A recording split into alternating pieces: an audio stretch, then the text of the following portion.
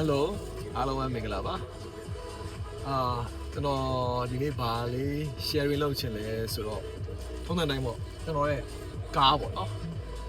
down fan ပေါ့ mage ပေါ့sharing လုပ်ချင်ပါတယ်တချို့ဟိုပြီးခဲ့တဲ့အခါကတော့ကောင်းကွက်လေးစိုးကွက်လေးမောင်းပြောပြီးပါပြီပေါ့နော်ကျွန်တော်ဒီခေါက်ဒီတပတ်တွင်းမှာထပ်မောင်းကြည့်တော့သူ့ရဲ့အားသာချက်အားနည်းချက်လေးတွေ့ရှိလာတယ်ပေါ့ထပ်တွေ့ရလေးပေါ့သူကဘယ်လိုလဲဆိုတော့ function တော်စုံတဲ့ကားပေါ့နော် function တော့စုံတယ်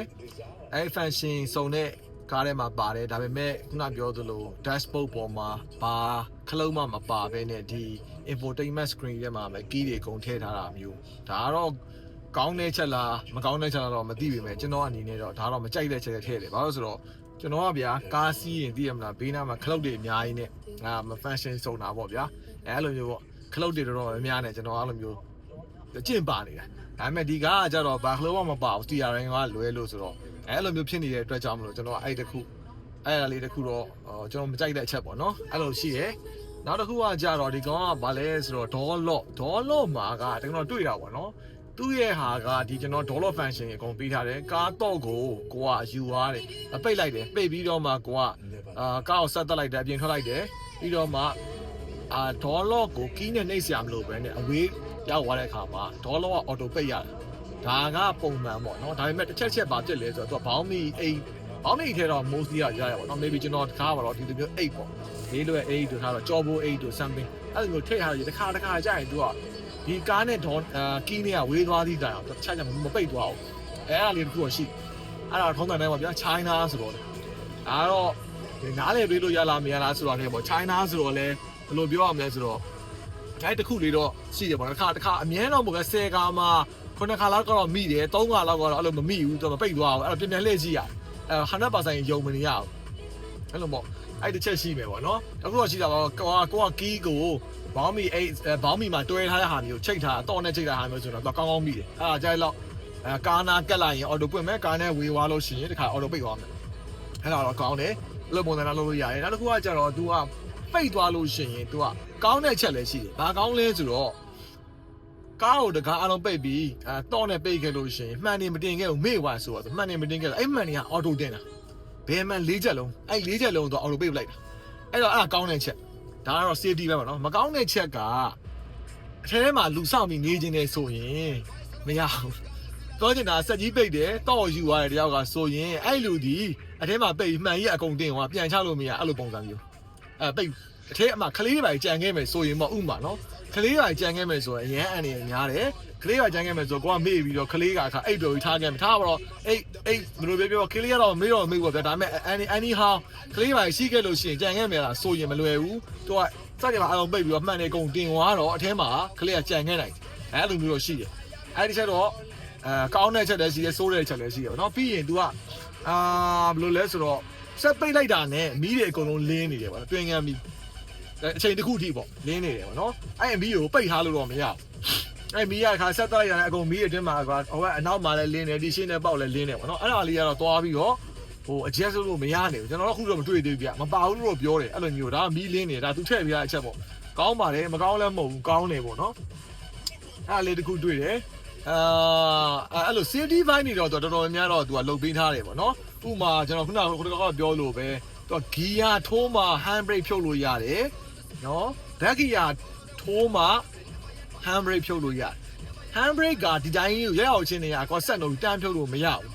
အဲ့လိုပုံစံရှိတယ်ဒီထိုးလိုက်မှာ hand brake ကိုပေးဖြုတ်တာမျိုးပြီးတော့သူအဲ့တော့ဗာလဲဒီ parking ရနေပြီးတော့ reverse ပေါ့နော် back gear ထိုးပြီးဝင်သွားတော့မှသူက hand brake ကိုပေးဖြုတ်တာမျိုးဆိုအဲ့လိုပုံစံမျိုးအဲ့ဒါမဝင်ဘဲနဲ့ hand brake ကိုတော့ပေးဖို့မဖြစ်ဘူးဥမာဆိုပါတော့ဗျာဂုံးတက်တွေဘာဖြစ်တဲ့ခါမှာရက်ထားမိတယ်နောက်ပြန်လိမ့်ပါညာဆို hand brake ကိုတန်းပေးမဖြစ်ဘူးဆိုအဲ့လိုမျိုးတွေ brake ကိုနင်းထားဒီထဲပြီးမှ hand brake ဖြုတ်ချအဲ့ဒါမှ तू ကအမှတိတာလေးတော့ဘာဖြစ်သွားလဲဆိုတော့အမှဒီမှာပေါ်လာမယ် brake လေးကတော်တော်လေးဟိုဖြစ်သွားတယ်ပြောင်းလဲသွားမယ် easy သွားအဲ့လိုပုံစံမျိုးလေးတွေပေါ့သူ့ရဲ့အနေဒါ brake ကတော့တော်တော်လေးမိုက်တယ်ဗျဒီကားရဲ့ဒီ 4 disc brake ကလေသူ့ရဲ့3ကား function ကအိတ်လိုက် brake အုပ်လိုက်လို့ရှိရင်ညက်လေးနဲ့အဆင်ပြေတယ်အဲ့လိုပုံစံမျိုးလေးအဲ့တော့သူအကောင်းတဲ့အစိုးလေးကတော့တွဲနေတယ်ပေါ့နော် function ကျွန်တော်တို့ကတော့ဗျဟိုပြောချင်တာတရုတ်ကားကိုစမ်းစီးရှိတာပေါ့တရုတ်ကားတော့ဒီနေ့ပြောကြတော့ဗျဂျေရင်တော့မခံဘူးပေါ့မှန်ပါလေသူက JDN လောက်တော့လေကျွန်တော်တော့တိတ်တော့မမြင်ဘူးပေါ့ ပြောနေတာတော့ဒါပေမဲ့လည်းဟိုပြုတ်ကားတိုင်းရေလို့တော့မဟုတ်ပါဘူးတချို့ကားလည်းကောင်းတဲ့ကားတွေလည်းကောင်းပါတယ်ဆိုတော့ကားတိုင်းရေလို့ညံ့နေရတော့မဟုတ်ပါဘူးဆိုတော့စောင့်ကြည့်အောင်ဗျာဒီကားဘယ်လောက်ထိသွားမလဲပေါ့ချို့တွေကတော့အခုတော့တန်တော့ကြားနေတာပေါ့တခြားပြုတ်ကားတွေပါဘယ် brand တွေတော့ဆိုလို့ပါအောင်တန်ကြီးကြမယ်လို့ဘာလို့ပေါ့နော်မျိုးစုံအောက်ပိုင်းတွေဆွေးမယ်ပါညာဒါမဲ့ဗျာအဲ့ဒါတော့ရုပ်သုံးတဲ့ user နဲ့လည်းဆိုင်ရဗျာသူဘယ်လိုသုံးလဲပေါ့အကြံသုံးမယ်ကားမဆေးဘူး maybe စားငံရည်တွေပေါ့ပြစ်မောင်းပြစ်မယ်အဲ့လိုမျိုးတွေပေါ့အဲ့လိုမျိုးဖြစ်မယ်ဆိုရင်တော့ maybe ပြောချင်တာအဲ့တော့မခံတော့ဘူးဗျာကားတော့ပျက်စီးမှာ JDN ဆိုတော့အပေတွေကခံတယ်ပြစ်ထားလဲဘာမှဖြစ်တဲ့ကားမျိုးတွေဒီကောင်တွေကြတော့နည်းနည်းလေးသူတဲ့ဆိုင်တော့ maintenance ကို view ဆိုင်ရမယ်ပေါ့နော်အဲ့အချက်လေးတွေတော့ရှိတယ်ပေါ့အဲ့ဒါလေးပါပြီးတော့ဝယ်ဖို့စဉ်းစားနေတဲ့လူတွေကြရင်တော့အဲ့ performance ဘိုင်းပေါ့နော် performance ဘိုင်း design ဘိုင်းအဲ့ function ဘိုင်းပေါ့သူတို့ပြောလို့ရွတ်သမျှအကုန်ပါပါဗျာရွတ်သမျှအကုန်ပါမှထိုင်ကုန်အပူအေးတော့မပါဘူးရွတ်သမျှအကုန်ပါတယ်ထိုင်ကုန်အပူအေးမပါဘူးdriver seat back ကလည်း memory ပါမယ် passenger seat back က memory မပါဘူး seat memory ပေါ့နော် motor တော့တစ်ခုလုံးဖြစ်တယ်ဆိုတော့အဲ့ဒါလေးတွေပါဒါတော့ maybe standard ပေါ့ဗျာ standard ဆိုတာတို့ကတော့မြန်မာကျွန်တော်ကြည့်လာတော့ standard ဖြစ်တယ်ဒါပေမဲ့သူ့ရဲ့ထူးခြားချက်က 540 ပေါ့နော်သူတို့ကပြောတာပေါ့သူများတဲ့ကား360ဒီကောင်က540လောက်ရတယ်ဟုတ်တယ်940ပေါ့540ပေါ့နော်540 camera ပတ်ပတ်လေးကိုသူကြည့်လို့ရတာကားကြီးလေသူကဘာဖြစ်လဲဆိုတော့ဟို maintenance sorry ဘယ်လိုပြောရမလဲကားကြီးလေသူမောင်းတဲ့ driving feeling နဲ့ကိုကြည့်ရတဲ့ဟာ safe ဖြစ်တယ်ပေါ့ဗျာ safe ဖြစ်တယ်လို့ပြောလို့ရပါပေါ့စစ်ဖြစ်တဲ့အပိုင်းဆိုတာမှာလမ်းကြိုလမ်းကြားအချင်းတွေဝင်မယ်ဆိုလို့ရှိရင်ကိုက view ကြီးဖွင့်ချပြီးတော့မောင်းမယ်ဆိုရင်ကိုကာထိနိုင်လားမထိနိုင်လားကိုလွတ်လားမလွတ်လား maybe အဲ့လိုမျိုးကြည့်လို့ရတယ်အဲ့ဒါလေးတွေကတော်တော်လေးမိုက်တယ်ဗျကားကတော့ကျွန်တော်တို့တော့ကြီးရဆိုပေမဲ့တချို့တွေတော့ maybe မကြီးတော့ပါဘူးဒီကားကကျွန်တော်ထင်တယ်ဗျဘယ်လိုပြောရမလဲဆိုတော့ SUV compact SUV size လေးပြက်လေးနည်းနည်းလေးကျယ်မယ် SUV မောင်းနေတဲ့လူတွေကတော့ဒီကားကြီးရလို့ခံစားရမှာမဟုတ်ကျွန်တော်တို့တော့နည်းနည်းကြီးတာပေါ့နော်ဒီကောင်ကအဲ့လိုပုံစံလေးရှိမယ်ကာနီဗာတွေမောင်းတဲ့လူဆိုပို့ပြီးတော့မှလွယ်အောင်ပါဗျာကာနီဗာမောင်းတဲ့လူဆိုရင်သူကတော့တော်တော်ကြီးတယ်ညနေမှမောင်းမယ်ဆိုကာနီဗာတော်တော်မလွယ်တာဆိုတော့ဒီလိုမျိုးကားမျိုးကတော့ AC ပဲ maybe 4 airbrush တွေပါမောင်းတဲ့လူမျိုးဆိုတော့ဒီကားလေးကတော့ maybe အဲ့ထက်လည်းနည်းနည်းလေးရော့မယ်သေးမယ်ဒါပေမဲ့ဟို Chevrolet Trust တို့ဘာလို့ထဲတော့လဲမသေးလောက်ဘူးသူအဲ့လိုပုံစံမျိုးလေးသူအဲ့လိုပုံစံဆိုတော့ mic တဲ့ ground clearance အရန်ကောင်းတယ်ဘာလဲဆိုတော့တအားမြင့်တာဆိုတော့အလွိုင်းဝီးပဲ20ဆိုတော့ဗျာစဉ်းစားကြည့်လိုက်တော့အဲ့တခုတော့စိတ်ချမ်းသာတယ်ငါပြီးလမ်းတွေပါတယ်နဲ့ဆိုတော့ကွာမောင်းလို့ရတယ်အဲ့လိုမျိုးကျွန်တော်ကြိုက်တာအဲ့ဒါကြီးကမိုက်တယ်ဆိုတော့နောက်တစ်ခုကကြာတန်သားဗျာတန်သားကလေကျွန်တော်တကယ်တန်သားစီ boss steel ပေါ့နော်လောက်ထားတကားတစ်ချက်တော်တော်လေးတယ်အဲ့ဒါလေးကကျွန်တော်တွေးရှိရတကားကိုခောက်ကြီးတော်တော်လေးလေးတယ်မှာပါတယ်ဟိုပါရှော့မနေပေါ့ရှော့မနေပပလေးလည်းဖြစ်မနေဘူးပြီးတော့ရှေ့ဘောနဲ့ဖုံကြီးရှေ့ဘောနဲ့ဖုံကဘာလဲဆိုတော့တော်တော်ရွတ်လေးတာတော်တော်လေးတာရှေ့ဘောနဲ့ဖုံကတော်တော်ကိုဟို quality ကောင်းသုံးထားတယ်ပေါ့နော်ဒီဟာဖြစ်တယ်ပြီးတော့တန်သားလဲမပြီးဗျာကျွန်တော်လက်ရှိတော့ကြိုက်တယ်ဗျာလက်ခံလို့ရတယ်ပေါ့လောလောဆယ်ပေါ့လောလောဆယ်ကီလို0ဆိုတော့လည်းသိတယ်ဟုတ်ကျွန်တော်ကတော့လောလောဆယ်ကီလိုတော့ကျွန်တော်ခုမောင်းတယ်1000ပြည့်သေးဘူးပေါ့ဆိုတော့ကီလို900ကျော်လေးပဲရှိသေးတယ်ဆိုတော့အဲ့မှာကျွန်တော်မောင်းပြီးစမ်းပြီးကီလို900ကျော်မှာခု ordinary ဆိုလဲပြင်းပြီးမောင်းကြည့်ရောနော်90 100လောက်ထိဆိုဘယ်လောက်ဟိုမှာတက်တယ်လဲပေါ့မောင်းကြည့်တယ်သူက 8.5 second ကိုတော့ပြောတယ်ကျွန်တော်နင်းကြည့်တာဟုတ်တယ်ဗျတကယ်တမ်းမောင်းလဲဆို raw ဆိုနင်းချသွားတော်တော်လေးကောင်းတယ်ဗျတာဘိုဆိုတော့အဲ့ဒါကောင်းတယ်စီစားလဲမစိုးပါဘူးဗျ1.5 တာဘိုပါမှာစီစားကတော့ 0.3 နဲ့တော့သွားမရှင်းတော့ဗျ CD ကင်းနေပေါ့